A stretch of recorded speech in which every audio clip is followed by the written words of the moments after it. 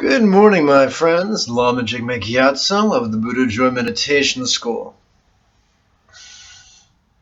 As I mentioned previously, I didn't start off a liberal on the path. I started off a fundamentalist, scared and greedy and contriving and trying to get in my way all the time, trying to use Buddhism as a form of magic, not to mention Taoism. And I began exploring Buddhism and Taoism way back in junior high. That was short-lived. I began exploring Judaism. I replaced that with my enthusiasm for fundamentalist Judaism and then my enthusiasm for fundamentalist Christianity. And after I had thoroughly exhausted myself in those endeavors, I began exploring Buddhism and Taoism from a fundamentalist perspective. But I was ravenous, and I was often dissatisfied with the teachings I received, and I kept on studying, I kept on seeking, and one of the things that came to light was a phrase used by arguably the highest of the Tibetan Tantrikas, and they would talk about non-referential wisdom or spontaneous compassion. And that made no sense to my fundamentalist mind. As a fundamentalist who began studying with the Gaelic tradition of teachings, we were very, very precise about being aware of what was going on and about choosing what thoughts to nurture and what to starve. We were very precise about choosing which emotions to starve out and which emotions to nurture. But that has nothing to do with spontaneity. That is entirely about contrivance. But you might say, we're contriving good things. We're contriving love. We're contriving patience. We're contriving wisdom. We're contriving renunciation. Surely that must be good. It's better to have contrived love rather than spontaneous hate, is it not? And that's the way I thought until I learned that there are two types of spontaneity: chaotic spontaneity and centered spontaneity. The key to that centering is simply noticing what's going on, vulnerably noticing what's going on. There's a book I have, and where is it? Here it is.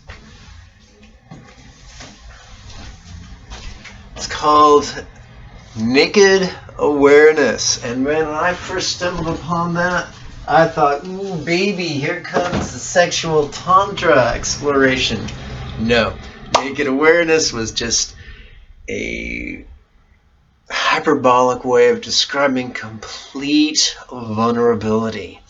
Being aware of things that contradict our contrivances. Being aware of things that contradict our pride.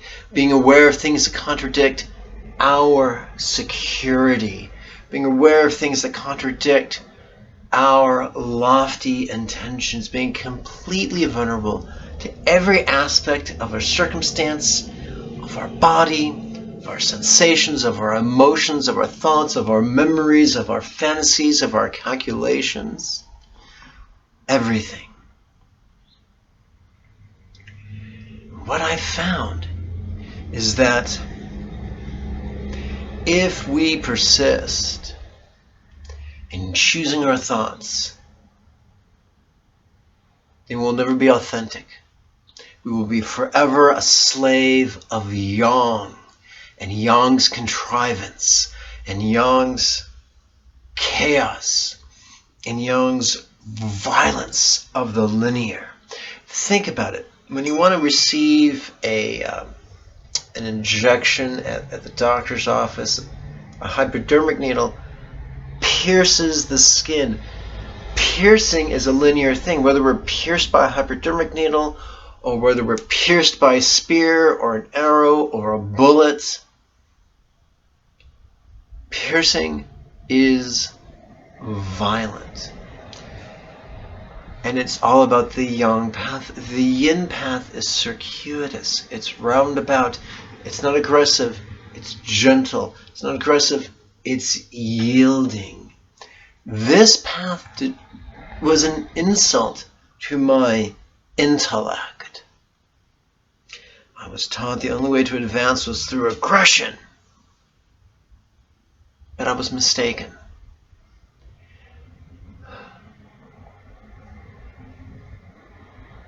The highest part of the path, the route to the highest part of the path, is paved with centered spontaneity, circuitousness, yielding, gentleness. There's no faith, because faith is a contrivance. Faith is a linear penetration, despite what I feel. Oh, I know this to be true. That's a linear penetration.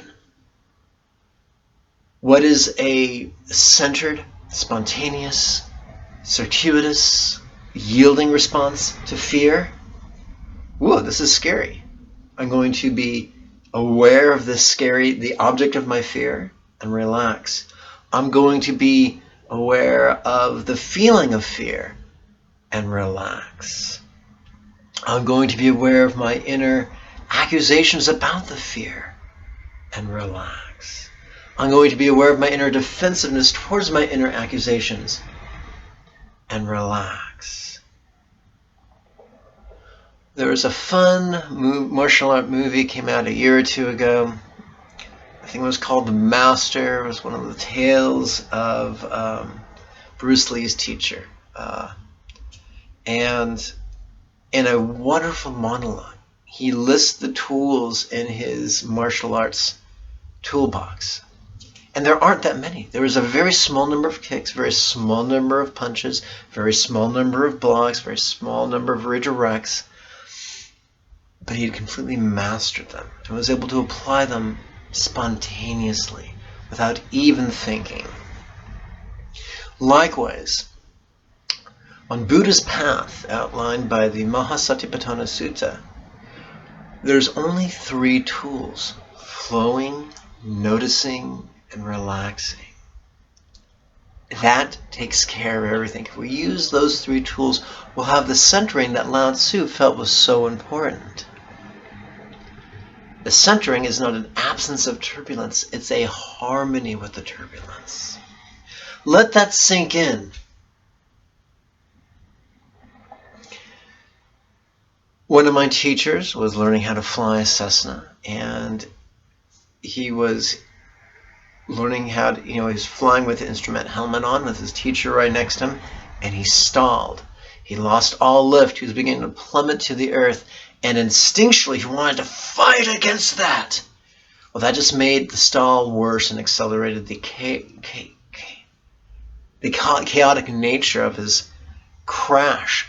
His teacher had him disengage, insisted that he push the yoke forward, dipping the nose of the plane towards the earth they were hurtling towards. He said, and in so doing, they stabilized the descent. They were able to reestablish lift, the natural byproduct of the air flowing across the surfaces of the wings, and they were able to avert collision with the earth that would have been fatal. My teacher's teacher went on to explain that the only way to survive a stall is to flow with it, not to fight against it. When something happens and we feel anger or disappointment or frustration, if we fight against those things, that's linear, that's yang, that's contrived, that's chaotic, you cannot fight your way to a state of peace. That's like fucking in the name of virginity. Very amusing, not terribly productive. So we cannot fight our way to peace. But we can yield our way to peace as long as that yielding is in a centered and spontaneous way. For even yielding can be contrived, even yielding can be forced, and what a great mistake that would be. But when our yielding comes from a place of centered spontaneity, it is truly empowered. Now, this might sound like insanity, and that's okay. Try it in your life. Try it for 100 consecutive days, committing yourself to Yin's circuitous, yielding path of centered spontaneity. Remember, it's contingent upon our centering. How are we going to cultivate that? For an hour every morning, for an hour every evening, sit. On the in-breath, mentally ask the rhetorical question, what? Noticing. On the out-breath, mentally recite, relaxing. As long as we play with this enthusiastically, we will make unerring progress. In 100 days, our life will be unrecognizable. We will have become so much more comfortable with the idea of centered spontaneity and yielding, rather than being in resistance to not only our circumstance and our body, but our emotions and our thoughts. We will be yielding with them. We will be dancing with them. I once spoke to an older man, and he was about 20, 30 years my senior, and he was learning how to mountain climb.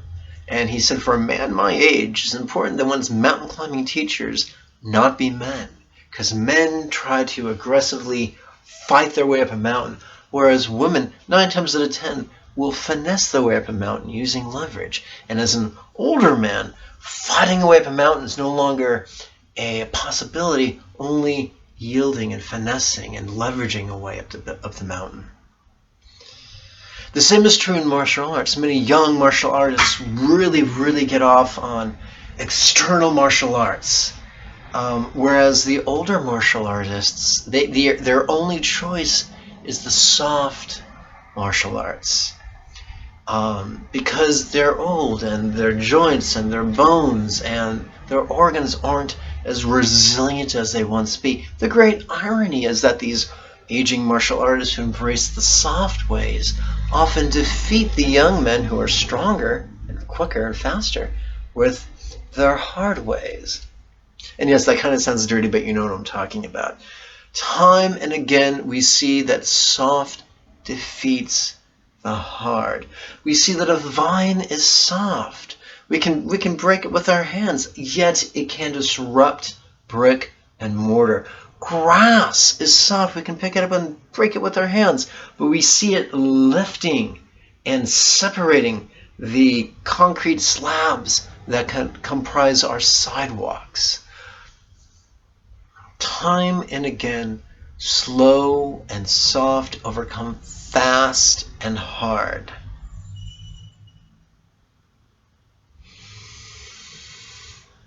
It's good to have spiritual goals, but if we persist in implementing our spiritual goals in a hard, direct, linear, yang, contrived, chaotic method, we will not get the results we desire. How darkly ironic is it that with the most beautiful of intentions, we can undermine the growth we want.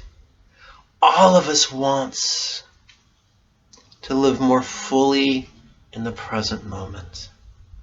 All of us wants greater freedom from fear.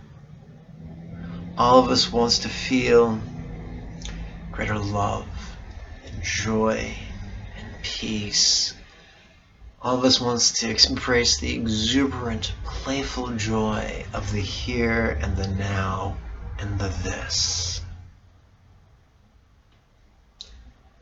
But no matter how enthusiastically we want that, no matter how ardently we study towards that end, no matter how many lectures we listen to or how many books we read, if our journey in that direction is marked with contrivance and yang and aggression and linear, we won't get there. We will become an expert at talking about it,